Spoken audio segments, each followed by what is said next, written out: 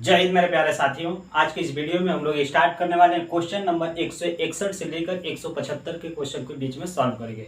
दोस्तों, अगर इससे पहले का आप क्वेश्चन नहीं देखे हैं तो आप उसके पहले के क्वेश्चन को पूरा देखिएगा, क्योंकि ये काफी इंपॉर्टेंट क्वेश्चन जो यूथ कंपटीशन का हम लोग बुक को सॉल्व कर रहे हैं, इसमें से ये क्वेश्चन कहीं न कहीं किसी एग्जाम में सबसे पूछा गया है। तो चलिए हम लोग स्टार्ट करते हैं। क्वेश्चन नंबर 161 आपको साइड में यहाँ पे क्वेश्चन दिख भी रहा होगा और वहां से आप क्वेश्चन को पढ़िए और इसका सोल्यूशन बताइए। चलिए स्टार्ट करते हैं क्वेश्चन नंबर 161 161 से। क्वेश्चन नंबर 161 को पढ़िए। 161 क्या लिखा है? A 100 volt 100 watt 200 volt incident lamp bulb is the connected in the series with the primary of the 220 volt 20 kVA transformer when the secondary of the transformer is the open circuit the bulb will be. यानी एक 100 वाट 220 volt का एक तब्दील bulb है। कितना है? 100 वाट और उसका रेटिंग दिया 100 वाट 220 वोल्ट। देखिए ये ट्रांसफार्मर है, ये ट्रांसफार्मर है, ठीक। इसके प्राइमरी साइड पे एक बल्ब लगा है। ये क्या? एक बल्ब लगा है। इसका रेटिंग दिया है 100 वाट 220 वोल्ट। 100 वाट 220 वोल्ट का तब्दील बल्ब 20 kVA, यानी इसकी जो पावर रेटिंग दे रखा है कितना दिया है? 20 kVA। इसकी पावर रेटिंग दिया है 20 kVA ट्रांसफार्मर की प्राइमरी के साथ सीरीज में लगा हुआ है। ये प्राइमरी के साथ यहाँ का वोल्टेज V1 और इस साइड का वोल्टेज हो जाएगा V2। यहाँ का जो करंट हो जाएगा I2, प्राइमरी साइड का करंट हो जाएगा I1। तो इसके साथ सीरीज में लगा हुआ है। फिर कह रहा है कि सेकेंडरी जब विपरीत हो जाती है यानी ओपन सर्किट हो जाएगी, जब इसको ओपन सर्किट कर देंगे तब क्या होगा? तब आपका आउटपुट क्या देगा? देखिए ऑप्शन क्या दिया है? नॉट ग्लो, यानी जलेगा, ग्लो नहीं करेगा। जो बल्ब लगा है यहाँ पे ये ग्लो नहीं करेगा। जो बी ऑप्शन दिया है सामान्य चमक से कम ग्लो करेगा। जो सी ऑप्शन दिया है सामान्य चमक से ग्लो ज्यादा करेगा। जो डी ऑप्शन दिया है कि सामान्य चमक से अधिक ग्लो करेगा।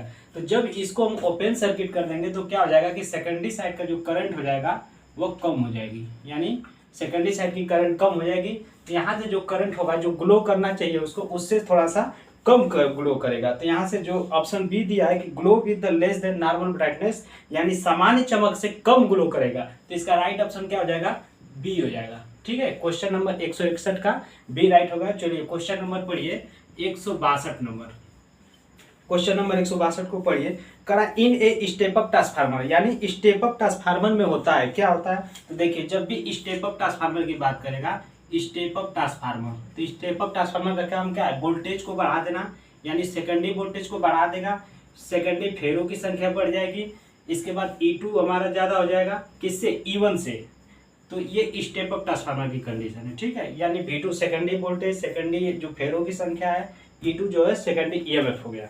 ऑप्शन क्या दिया है कि प्राइमरी में पावर की अपेक्षा सेकेंडरी में पावर कम होती। तो ट्रांसफार्मर का काम ये नहीं होता है कि पावर को कम करे और ज्यादा करे। ये वोल्टेज को बढ़ाता है, वोल्टेज को घटाता है, या करंट को कम करता है या करंट को बढ़ाता है। तो स्टेप अप की बात कर रहा है। जो बी ऑप्शन दिया है secondary current is always higher than primary current, तो ऐसा भी नहीं है, स्टेप अप है। तो जब स्टेप अप की बात करें तो यहाँ पर जो करंट देखेंगे तो स्टेप अप में I1 क्या होगा? ज्यादा होगा I2 से। I1 ज्यादा होगा I2 से। जो सी ऑप्शन दिया है secondary turn on the more than primary turn, यानी सेकेंडरी फेरों की संख्या हमेशा ज्यादा होती है। N2 ग्रेटर देन होगा N1, यानी सेकेंडरी जो फेरों की संख्या होगी प्राइमरी फेरों की संख्या से क्या होगी? ज्यादा होगी। तो राइट ऑप्शन क्या हो जाएगा इसका? सी, कि secondary turn are more than primary turn, यानी प्राइमरी में टर्न की अपेक्षा सेकेंडरी में टर्न से क्या होगा? अधिक होगा। यहाँ से देखिए सेकेंडरी में अधिक होगा प्राइमरी से। तो 162 का क्वेश्चन नंबर जो राइट होगा वो सी हो जाएगा। ठीक है, चलिए क्वेश्चन नंबर 163 को पढ़िए। क्वेश्चन नंबर 163 163 नंबर को पढ़िए और उसको जवाब बताइए। 163 को पढ़िए। क्या लिखा है कि eddy current losses in the transformer is a core the reduce. Transformer में कोर में भंवर हानि निम्नलिखित के द्वारा घटाई जा सकती है। जब भी ईडी करंट की बात करेगा तो पहले आप ईडी करंट का फार्मूला भी लिखिए। ईडी करंट का फार्मूला क्या था? ये कांस्टेंट है Bm square F square T square V। Hysteresis का पूछता तो क्या आ जाता? ये कांस्टेंट हो जाएगा Bm के पावर 1.6 FV, यानी T थिकनेस जो है नहीं होता है, थिकनेस नहीं होता है, इसको हटा देते हैं। ठीक है, तो यहाँ से ईडी करंट को कह रहा है कि कैसे रिड्यूस किया जा सकता है, कैसे कम कर सकते हैं। जब भी आपको क्या करना पड़ेगा, इसके लिए पतला पतला लेमिनेट करते हैं, जिससे क्या होता है ईडी करंट लॉसेस को कम किया जा सकता है। कितना होना चाहिए इसमें, देखिए जो ऑप्शन पढ़िए क्या क्या दिया है। Increase thickness of the lamination, यानी पटलन की मोटाई को बढ़ाकर, जब पटलन की मोटाई बढ़ा देंगे तो इससे तो रिड्यूस होगा नहीं। बी ऑप्शन दिया है कि increasing air gap in the magnetic circuit, यानी चुंबकीय परिपथ में वायु अंतराल को बढ़ाकर।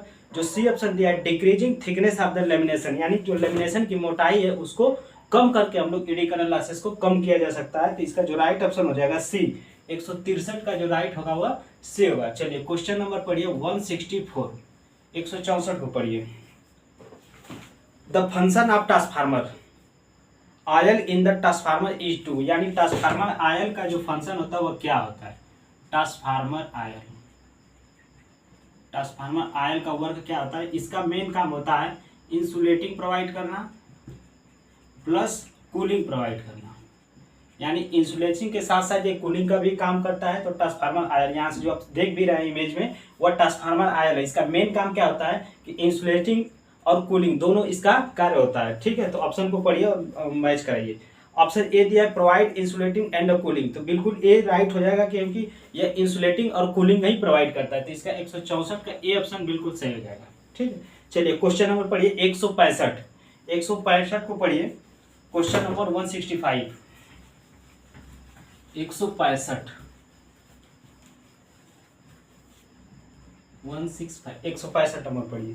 करा बुकोर्ज रिले प्रोटेक्शन द ट्रांसफार्मर अब द बुकोर्ज रिले ट्रांसफार्मर निम्नलिखित की सुरक्षा करता है। जो बुकोर्ज रिले किसका सुरक्षा करता है, तो ट्रांसफार्मर हमेशा इंटरनल गैस इंटरनल फॉल्ट की सुरक्षा करता है। तो ऑप्शन को पढ़िए क्या क्या दिया है। All type of internal fault, सभी प्रकार के आंतरिक दोष के लिए। तो बिल्कुल सही है कि ट्रांसफार्मर में जो सभी प्रकार के आंतरिक दोष होता है उसी के लिए करता है। ठीक है, तो 165 का ए ऑप्शन बिल्कुल राइट होगा। बी को भी पढ़ लीजिए, बी दिया है टर्न टू फॉल्ट, या केवल फॉल्ट को नहीं, इंटरनल फॉल्ट के, ट्रांसफार्मर में इंटरनल फॉल्ट को ही वो बताता है। ठीक है, बुकोर्ज रिले। चलिए क्वेश्चन नंबर पढ़िए 166, 166 नंबर। करंट ट्रांसफार्मर का प्रयोग न आ रहा हो तब सेकेंडरी होना चाहिए। तो आपको हम इससे पहले वाले क्वेश्चन भी सॉल्व करवाए थे कि जो सीटी होता है करंट ट्रांसफार्मर का काम क्या था, करंट को कम कर देना, यानी करंट को कम कर देता है, वोल्टेज को बढ़ा देता है। तो करंट को कम करेगा, वोल्टेज को बढ़ाएगा, तो कौन सा ट्रांसफार्मर बन जाएगा, स्टेप अप ट्रांसफार्मर हो गया। तो यहाँ से सीटी कौन सा ट्रांसफार्मर होगा, स्टेप अप ट्रांसफार्मर। इसके हमेशा जो सेकेंडरी संख्या होती है, जो सेकेंडरी टर्न होती है, उसको सेकेंडरी साइड हमेशा क्या कर देते हैं, शार्ट कर देते हैं, शार्ट कर रखते हैं, शार्ट कर देते हैं। ठीक है, इस चीज को याद रखिएगा कि शार्ट कर देते हैं, हमेशा सीटी को सेकेंडरी साइड को शॉर्ट कर देते हैं। और इसलिए शॉर्ट करते हैं क्योंकि वहां पर जब टेस्टिंग होती है तो जो व्यक्ति कर रहा उसको शॉक न लग जाए, इसके वजह से हमेशा क्या कर देते हैं, इसको शॉर्ट कर देते हैं। तो चलिए ऑप्शन को मैच कराइए। क्वेश्चन नंबर 166 का, ग्राउंड विद द अर्थ, जो बी ऑप्शन दिया ओपन सर्किट, सी ऑप्शन दिया शॉर्ट सर्किट, और जो डी ऑप्शन दिया है मीटर कनेक्टर। तो यहाँ पे क्या कर देते हैं, शॉर्ट सर्किट कर देते हैं। तो इसका जो 166 का सी ऑप्शन हो जाएगा वो बिल्कुल राइट होगा। इसको क्या कर देते हैं, सेकेंडरी साइड को शॉर्ट कर देते हैं। क्वेश्चन नंबर आइए 167, 167 नंबर। क्वेश्चन नंबर 167 को पढ़िए और उसका जवाब बताइए। 167 number. The induced EMF in the secondary of the transformer will be depend on the transformer की सेकेंडरी में प्रेरित विद्युत वाहक निम्नलिखित निर्भर करता है। Frequency of supply, number of turn in secondary only, maximum flux in the core only, frequency flux and number of turn. तो देखिए विद्युत वाहक बल EMF की फार्मूला हम लोग लिख लेते हैं। E बराबर क्या था, 4.44 φm FM। ठीक है, यहाँ से N maximum φm 4.44 φm FN हो गया। ठीक है, यहाँ से आपसे क्या पूछा है क्वेश्चन नंबर 167 में, ट्रांसफार्मर में सेकेंडरी प्रेरित विद्युत वाहक बल किस पे निर्भर करता है। तो देखिए φm मैक्सिमम फ्लक्स डेंसिटी पे, फ्रीक्वेंसी पे, फेरों की संख्या यानी टर्न पे, तो इस पे डिपेंड कर। ऑप्शन को पढ़िए, फ्रीक्वेंसी ऑफ सप्लाई और केवल फ्रीक्वेंसी पर डिपेंड करता है। बी ऑप्शन दिया है number of turn secondary only, केवल टर्न की संख्या पर डिपेंड करता है। जो सी ऑप्शन दिया है maximum flux in the core only, केवल मैक्सिमम फ्लक्स पे डिपेंड कर रहा है। तो आप यहाँ से फार्मूला में देख रहे हैं कि ये φm FN तीनों पर डिपेंड कर रहा है। तो जो डी ऑप्शन दिया है कि frequency flux and number of turn in the second digit, यानी सेकंड यहाँ पर से E2 लेंगे तो यहाँ से E2 हो जाएगा, N2 लेंगे तो E2 हो जाएगा। तो फ्लक्स और फ्रीक्वेंसी और फेरों की संख्या तीनों पर डिपेंड कर रहा है, तो इसका जो राइट ऑप्शन हो जाएगा वो डी हो जाएगा। 167 पे जो राइट ऑप्शन डी होगा। ठीक है, चलिए क्वेश्चन नंबर पढ़िए 168, 168 नंबर। करंट ट्रांसफार्मर का प्रयोग निम्नलिखित मापक यंत्र के साथ किया जाता है। तो जब भी हम लोग पढ़े थे, जो सीटी है वह करंट को कम कर देता है, करंट को कम कर देता है, यानी वोल्टेज को क्या कर देता है, बढ़ा देता है। तो जो वोल्टेज को बढ़ाता है, ट्रांसफार्मर कौन सा प्रयोग हम लोग करते हैं, स्टेप अप ट्रांसफार्मर प्रयोग करते हैं। ठीक है, तो सीटी यानी करंट को कम करता है, तो इसके लिए हम क्या यूज करते हैं, अमीटर यूज करते हैं, अमीटर का प्रयोग करते हैं। और सीटी को किस में यूज करते हैं, सीरीज में यूज करते हैं, किस में, सीरीज में। ठीक है, पीटी को कहता है तो हम लोग पैरेलल में, यानी पोटेंशियल ट्रांसफार्मर को पैरेलल में यूज करेंगे। तो यहाँ से 168 का जो राइट ऑप्शन हो जाएगा क्या हो जाएगा, ए ऑप्शन हो जाएगा। बोथ देखिए अमीटर एंड वोल्टमीटर और दिया है नॉन ऑफ दिस। तो करंट ट्रांसफार्मर का प्रयोग निम्नलिखित में किस मापक यंत्र के साथ किया जाता है। तो सीटी में हमेशा क्या यूज करते हैं, अमीटर और वोल्टमीटर ही यूज करते हैं। तो यहाँ पे जो राइट ऑप्शन हो जाएगा क्या हो जाएगा, सी ऑप्शन हो जाएगा, बोथ अमीटर एंड वोल्टमीटर। 168 का सी ऑप्शन हो जाएगा। जो सीटी और जो पीटी यूज करते हैं, जो अमीटर और वोल्टमीटर से ही पता करते हैं। ठीक है, तो 168 का सी। चलिए क्वेश्चन नंबर पढ़िए 169, 169, क्वेश्चन नंबर 169। क्वेश्चन को पढ़िए। करा स्टेप अप ट्रांसफार्मर इंक्रीज। जो स्टेप अप ट्रांसफार्मर है किसको इंक्रीज करता है। ऑप्शन ए दिया वोल्टेज को, बी दिया है करंट को, जो सी ऑप्शन दिया है पावर को, और जो डी ऑप्शन दिया वोल्टेज एंड करंट दोनों को, वोल्टेज एंड करंट बोथ दोनों को। तो जब भी स्टेप अप ट्रांसफार्मर की बात करेगा तो किसको बढ़ाता है, वोल्टेज को बढ़ाता है। Step up transformer, step up transformer किसको बढ़ाएगा, ये वोल्टेज को बढ़ा देता है, वोल्टेज को बढ़ा देता है। तो स्टेप अप ट्रांसफार्मर क्या हो जाएगा, तो जो फेरों की संख्या V2 ग्रेटर देन V1 होगा, N2 greater than N1, E2 greater than E1। ठीक है, ये कंडीशन याद रखिएगा स्टेप अप ट्रांसफार्मर के लिए। यहाँ से कौन सा सही हो जाएगा, 169 का ए ऑप्शन हो जाएगा कि वोल्टेज को बढ़ा देता है, यानी वोल्टेज को बढ़ा देता है। 169 का ए हो जाएगा। चलिए क्वेश्चन नंबर पढ़िए 170 नंबर। सिंगल फेज ट्रांसफार्मर में पूर्ण भार पर copper losses at full load, यानी किस परीक्षण से ज्ञात होता है। तो कॉपर लॉस किससे ज्ञात होता है, कॉपर लॉस हमेशा देखिए short circuit open circuit test, दो लोग पढ़े थे, 60 नोट्स में भी पढ़े थे उसको, शॉर्ट सर्किट टेस्ट और ओपन सर्किट टेस्ट। देखिए 170 नंबर को पढ़िए। देखिए जब आपको कॉपर लॉस पता चलता है तो हम लोग क्या करते हैं, शॉर्ट सर्किट टेस्ट कर लेते हैं। शॉर्ट सर्किट टेस्ट कैसे करते हैं, शॉर्ट सर्किट टेस्ट देखिए इसको, ये ट्रांसफार्मर हो गया, इसका प्राइमरी साइड बना देते हैं, ये हो गया इसका लो वोल्टेज साइड, इधर हो गया हाई वोल्टेज साइड।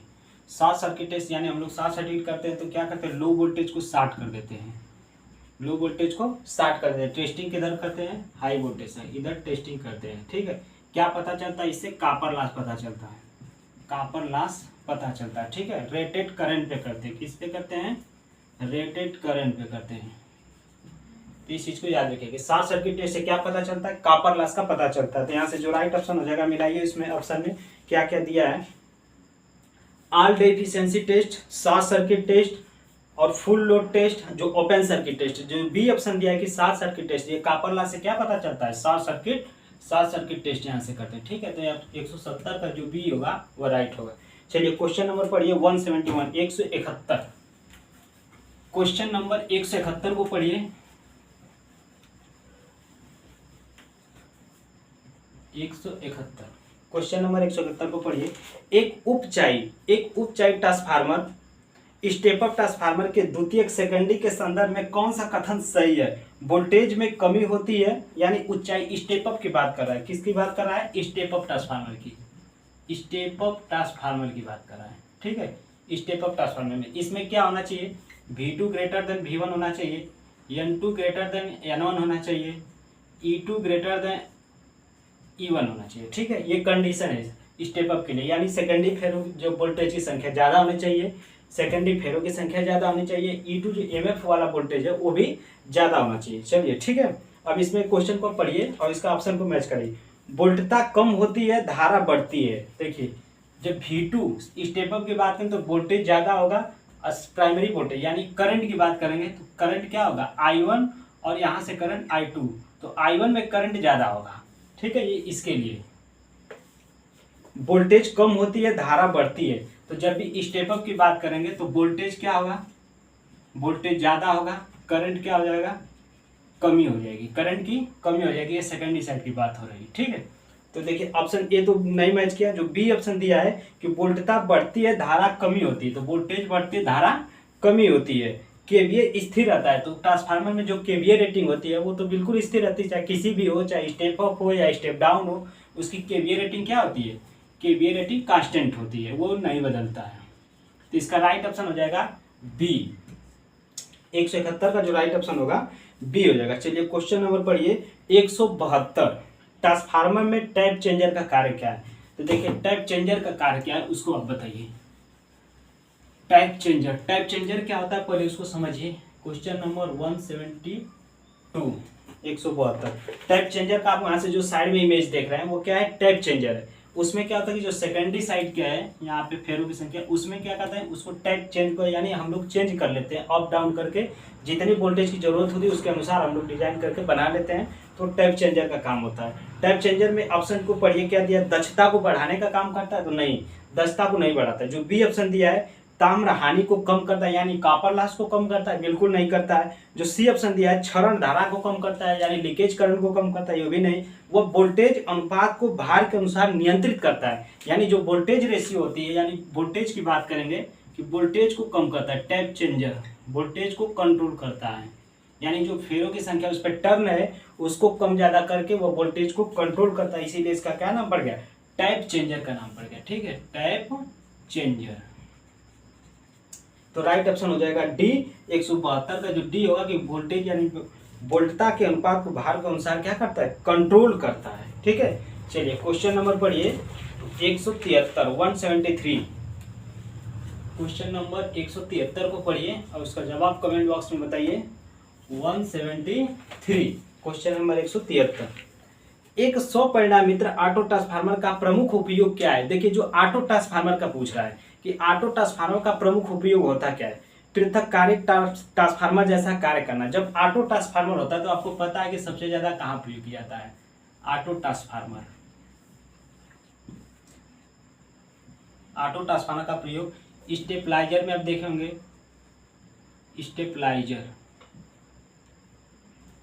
स्टेबलाइजर में। ठीक है, ऑटो ट्रांसफार्मर का प्रयोग सबसे ज्यादा स्टेबलाइजर में होता है, यानी वोल्टेज को कम करना ज्यादा करना वहां पे करते हैं। ऑप्शन को पढ़िए क्या दिया है कि इंसुलेटिंग ट्रांसफार्मर, आइसोलेटिंग ट्रांसफार्मर में। जो बी ऑप्शन दिया है कि इंस्ट्रूमेंट ट्रांसफार्मर में। जो सी दिया है कि वेरिएबल ट्रांसफार्मर में। जो डी ऑप्शन दिया है डिस्ट्रीब्यूशन ट्रांसफार्मर में। तो यहाँ पर जो राइट ऑप्शन हो जाएगा क्या हो जाएगा, वेरिएबल ट्रांसफार्मर में। इसका प्रयोग कहाँ करते हैं, 173 का बी हो जाएगा, वेरिएबल ट्रांसफार्मर में प्रयोग करते हैं। यहाँ पे बी ऑप्शन नहीं, सी हो जाएगा, सॉरी इसका राइट ऑप्शन हो जाएगा सी, यानी वेरिएबल ट्रांसफार्मर में प्रयोग किया जाता है। वेरिएबल ट्रांसफार्मर में जहाँ पे उसको चेंज करना रहता है, जैसे स्टेबलाइजर में क्या होता है कि चेंज करना रहता है, वोल्टेज को बढ़ाना घटाना इसका कार्य होता है। तो वेरिएबल ट्रांसफार्मर में इसका प्रयोग हम लोग कर लेते हैं। तो 173 का जो सी होगा राइट हो जाएगा। ठीक है, राइट 173 का सी। चलिए क्वेश्चन नंबर 174 174 को पढ़िए। क्वेश्चन नंबर 174 को पढ़िए। एक सिंगल फेज ट्रांसफार्मर के द्वितीयक सेकेंडरी का कुंडलन करते समय निम्न में से किस पर विचार किया जाना चाहिए। यानी सिंगल फेज ट्रांसफार्मर है, जब उसको हम लोग बाइंडिंग करते हैं तो उस पर किस चीज का ध्यान रखना चाहिए, ये पूछ रहा है। ऑप्शन एक दिया है कि प्राथमिक वोल्टेज का। जो बी ऑप्शन दिया है कोर का प्रकार पर। जो सी दिया है फेरो के अनुपात पे। जो डी ऑप्शन दिया है फ्रीक्वेंसी पे। तो फ्रीक्वेंसी से कोई लेना देना नहीं है, जब भी हम बाइंडिंग करते हैं तो उसके फेरो के अनुपात पर डिपेंड करते हैं कि हम लोग उसको स्टेप अप बना रहे हैं कि स्टेप डाउन बना रहे हैं, तो उस हिसाब से। 174 का जो राइट ऑप्शन हो जाएगा वो सी हो जाएगा। फेरो की अनुपात पे क्या करते हैं, डिपेंड करता है कि जब भी उसका हम लोग बाइंडिंग करते हैं सेकेंडरी फेरो की संख्या यानी प्राइमरी फेरो की जब बाइंडिंग करते हैं तो हमेशा सेकेंडरी वाले को ध्यान में, यानी फेरो के अनुपात को हमेशा क्या रखा जाता है, ध्यान में रखकर डिजाइन किया जाता है। चलिए क्वेश्चन नंबर पढ़िए 175 175। क्वेश्चन नंबर 175 को पढ़िए। एक यांत्रिक ट्रांसफार्मर के संबंध में कौन सा कथन सही है, या मानी मैकेनिकल ट्रांसफार्मर की बात कर रहा है, यांत्रिक ट्रांसफार्मर के संबंध में कौन सा कथन सही है, ट्रांसफार्मर की बात कर रहा है। ए ऑप्शन दिया है निम्न विकल्प में से कोई नहीं। जो बी दिया है करंट ट्रांसफार्मर का प्राथमिक प्राइमरी लाइन के समांतर में जोड़ा जाता है। देखिए जो दिया करंट ट्रांसफार्मर यानी सीटी की बात कर रहा है कि सीटी का जो प्राइमरी साइड है लाइन के समांतर में जोड़ा जाता है। जो सी ऑप्शन दिया है कि पोटेंशियल भूमि से जुड़ी रहती है। जो डी ऑप्शन दिया है कि सेकेंडरी कभी भी ओपन नहीं होना चाहिए। तो किसकी, जब भी हम लोग सीटी की बात करते हैं तो यांत्रिक ट्रांसफार्मर में दो आता है, सीटी और पीटी, ठीक है। तो इसमें जब भी हम लोग सीटी का सेकेंडरी साइड होता है उसको हमेशा क्या कर देते हैं, ओपन नहीं छोड़ते हैं। सेकेंडरी साइड, सीटी के सेकेंडरी साइड को ओपन नहीं छोड़ते हैं, ठीक है, नहीं छोड़ते हैं। इस चीज को याद रखिएगा, नहीं छोड़ते हैं। तो इसका क्या राइट हो जाएगा, 175 का जो डी ऑप्शन दिया है वो बिल्कुल सही हो जाएगा, ठीक है। क्वेश्चन नंबर 175 का डी ऑप्शन सही हो जाएगा। अभी तक हम लोग ने इसके जो डी ऑप्शन को सही किया है। सेकेंडरी साइड को हमेशा क्या करते हैं, हमेशा शॉर्ट करके रखते हैं, ओपन नहीं छोड़ते हैं। तो अभी तक हम लोग ने 161 से लेकर 175 के क्वेश्चन को सॉल्व किया है। अगर इससे पहले के क्वेश्चन आप नहीं देखें तो उसको जरूर देखिए। चलिए दोस्तों, हम लोग मिलते हैं नेक्स्ट वीडियो में। वीडियो देखने के लिए बहुत बहुत धन्यवाद। जय हिंद।